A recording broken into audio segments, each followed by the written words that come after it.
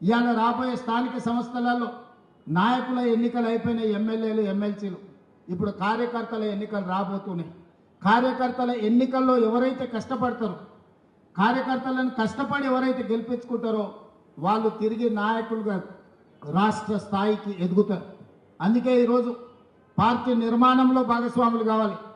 స్థానిక సంస్థల ఎన్నికల్లో పార్టీ కార్యకర్తలను గెలిపించుకోవాలి.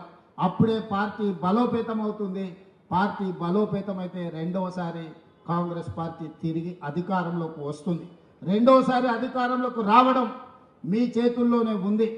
ఇవాళ ఈ వేదిక మీద నుంచి నేను ఒక్క మాట చెప్పదలుచుకున్న మిత్రులందరికీ, 94 నుంచి 2004 వరకు 2 సార్లు తెలుగుదేశం పార్టీ ఆనాడు అధికారంలో ఉన్నది.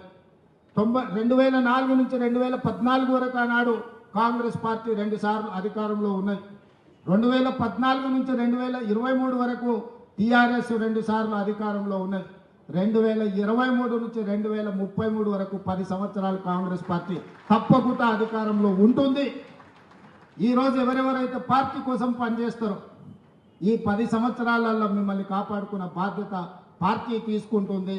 మీనాక్షి నటరాజన్ గారు తీసుకుంటారు. ఈరోజు పార్టీ